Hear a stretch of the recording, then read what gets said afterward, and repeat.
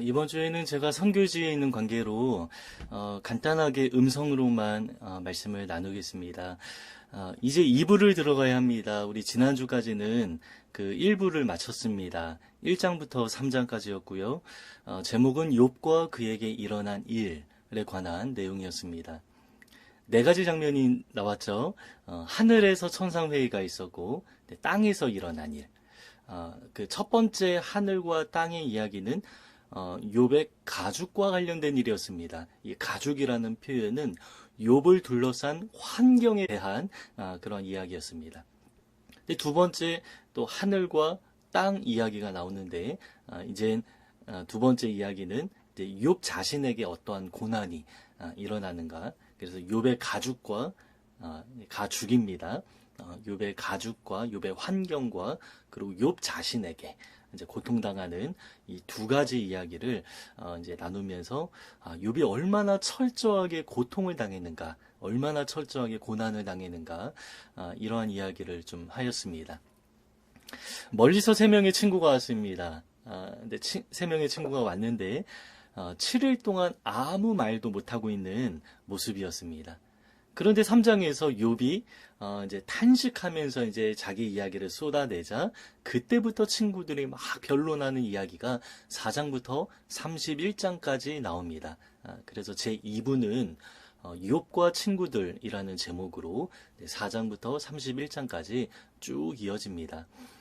서로 막 이렇게 비난하는 것 같고, 또 막 비판하고 논쟁하는, 그런 내용들이 이제 우리에게는 조금, 거북스럽고 꺼려지기 때문에, 우리는 이제 서론과 결론, 이렇게만, 좋아하는데, 우리 이제 욥기 전체 서론에서 우리가 나눴던 것처럼, 욥은 상당히 긴 책인데, 이 긴 내용을 하나님이 하나님의 말씀으로서 우리에게 주셨습니다.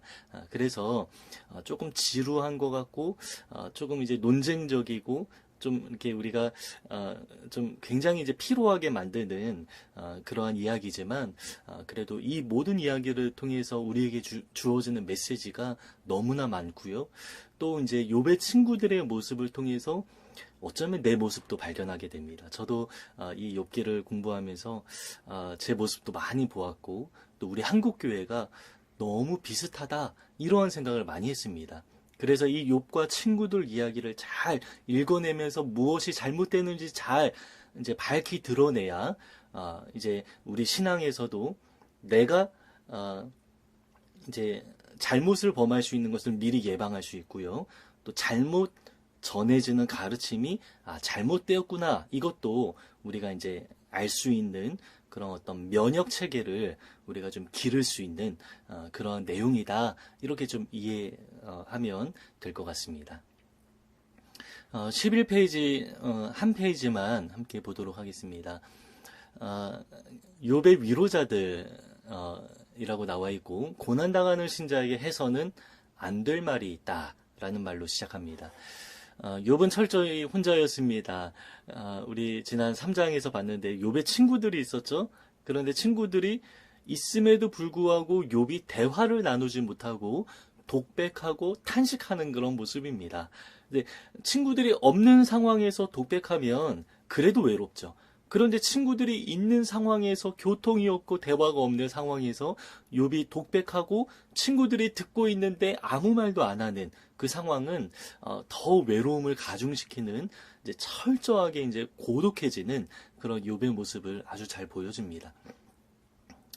그래서 욥은 철저히 혼자다. 그리고 희망이 없고 창조의 질서가 역행하기를 바란다. 3장에서 이제 그런 표현들이 많이 있었죠. 내가 태어난 날, 출생한 날, 그리고 내가 잉태된 날, 이 두 날을 저주하는 욥의 모습이었습니다. 결국 생명이 죽음으로 해체되기를 바란다. 3장에서는 어찌하여라는 외침으로 마친다. 이 어찌하여라는 단어를 여러분들이 한번 좀 세보기 바랍니다. 얼마나 많이 나오는지 모릅니다. 그래서 어찌하여 이 탄식하는 욥의 마음이 아주 잘 표현되어 있습니다. 그러면 우리는 욥에게 무슨 말을 해야 할까? 내가 우리 욥의 친구라면 무슨 말을 할 수 있을까요? 세 사람은 말을 많이 했지만 도움이 되지 않았습니다. 한 주 동안 한마디도 말하지 않았습니다. 그러나 욥이 탄식하자 논쟁하면서 많은 말을 쏟아냅니다. 여러분, 이것이 무엇을 의미합니까? 욥이 위로가 필요한데 위로의 말, 이 적절한 말은 전혀 할 줄 모르는 사람입니다.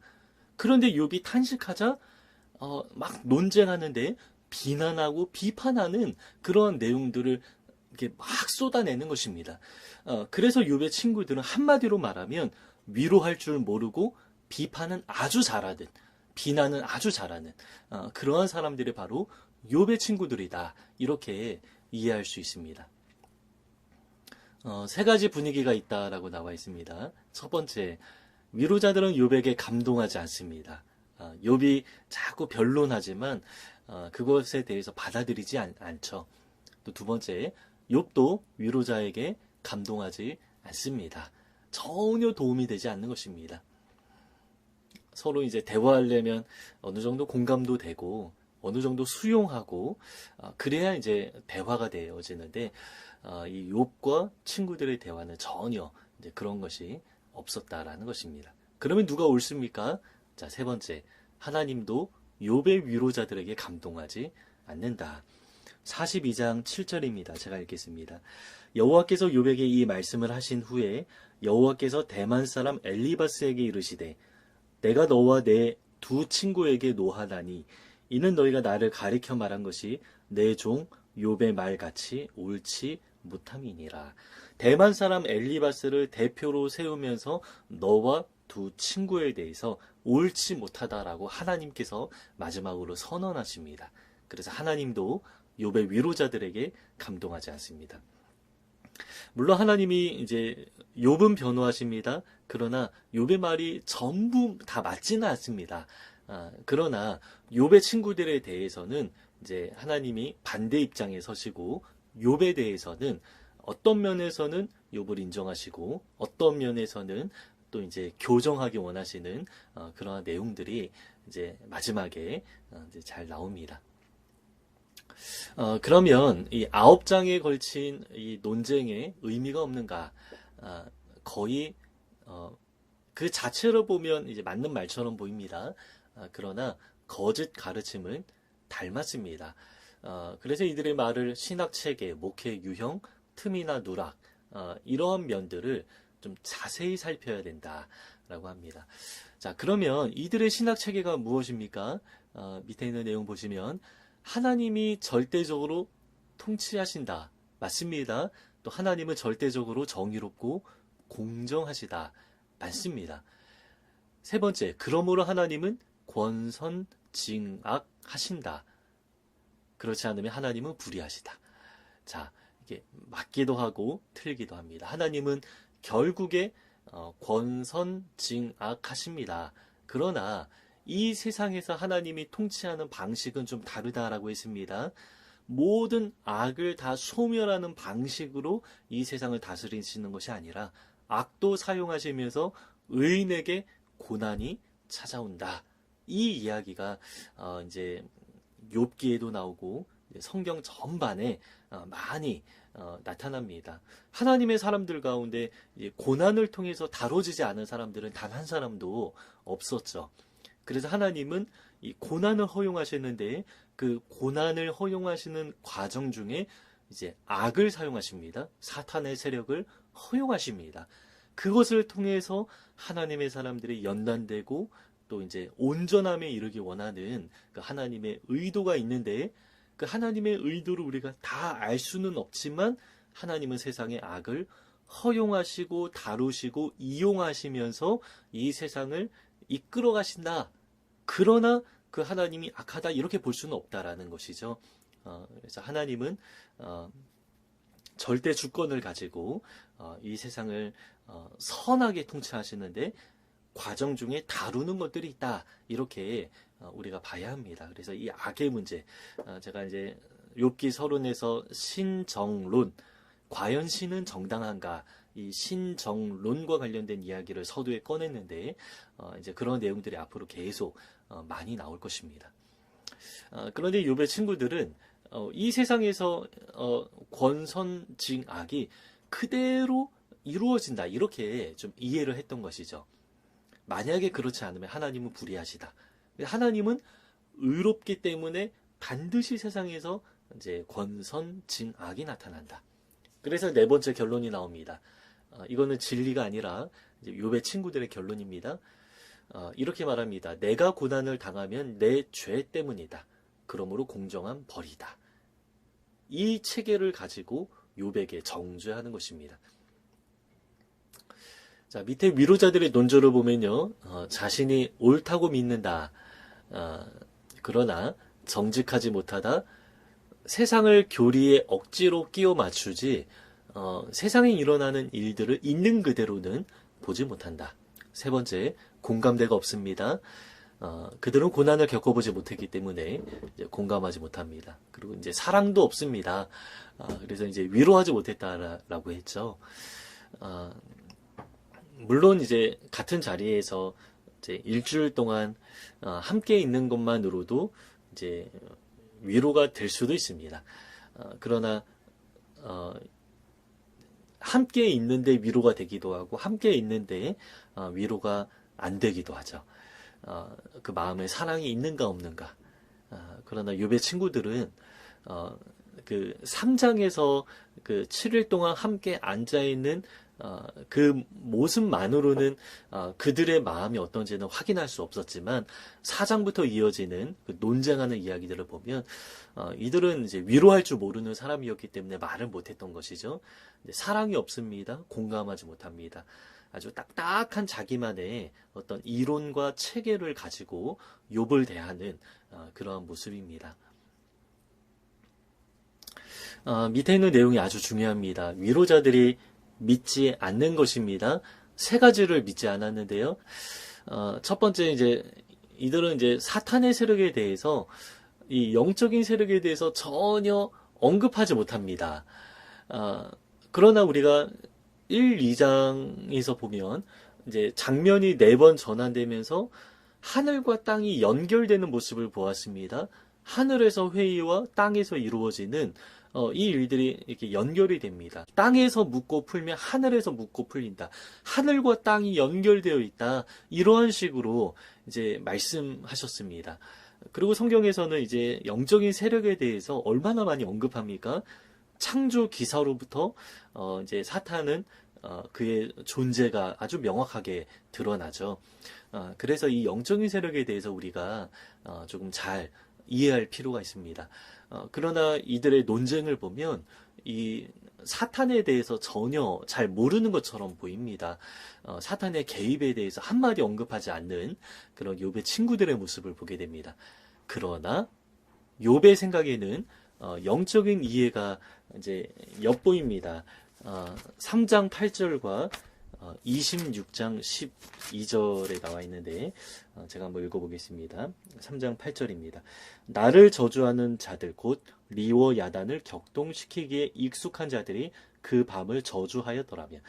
자, 여기서 저주하는 자들 리워 야단을 말하는데 우리 지난 강의에서도 제가 리워 야단에 대해서 이야기를 했고 또 마지막 이제 후반부 강의 때 이 이야기를 좀 다루기로 했습니다. 미리 결론부터 말씀드렸는데 이것은 이제 영적인 세력, 저주하는 세력을 말하는 것임에 분명합니다. 그래서 리워 야단이 공룡이다 이렇게 말하면 안 된다라는 것이죠. 자, 두 번째입니다. 욥의 친구들의 없는 두 번째는 기다림이 없습니다. 이들에게 심판은 현재적입니다. 심은 대로 거둔다 이렇게 생각합니다. 그러나 최종 추수는 마지막 때에 나타나는 것이죠. 제가 아까도 좀 얘기했습니다. 하나님은 권선징악하시지만 최종적으로 권선징악하십니다. 그러나 역사를 이끌어 가시는 그 과정 중에는 악한 세력을 다루고 이용하면서 의인들이 당하는 고난도 있다라고 말했습니다. 그래서 세상에 이해할 수 없는 일들이 많이 일어나지만 최종적으로는 권선징악이 나타납니다. 그래서 우리에게 요구되는 것이 무엇입니까? 인내하는 것이죠. 기다리는 것이죠. 그래서 욥도 기다려야 합니다. 그리고 친구들도 기다려야 합니다. 함부로 판단하면 안 됩니다. 함부로 해석하면 안 됩니다. 그래서 우리는 이 기다림을 통해서 우리의 마음이 잘 연단되면서 온전해지는 그 과정을 우리가 겪어야 하는데 욥의 친구들은 너무 성급했던 것이죠.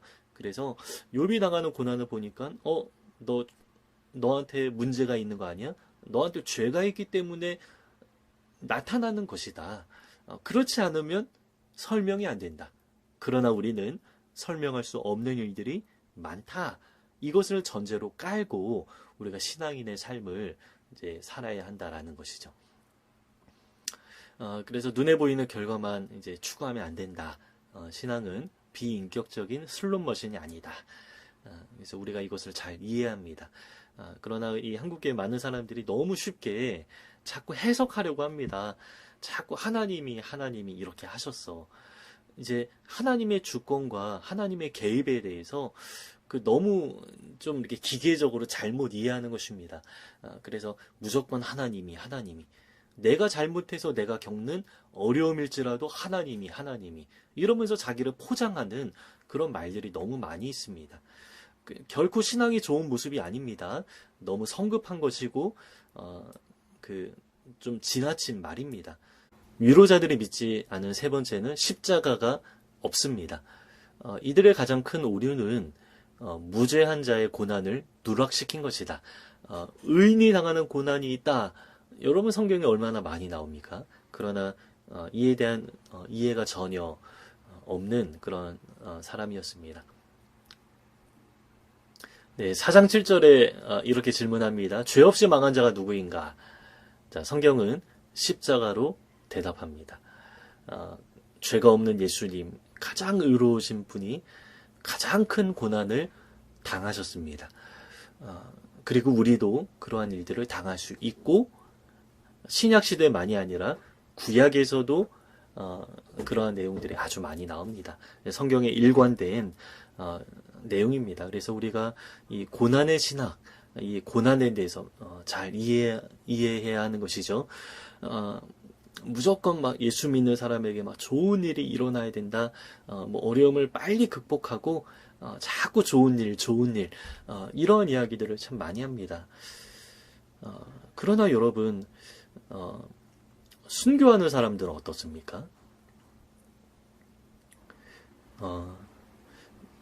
그 마지막이 아주 비참한 죽음이죠.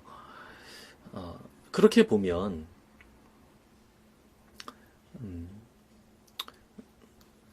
이 욥의 친구들의 관점에서는 그 순교당하는 자들의 그 삶을 전혀 해석할 수 없는 것이죠.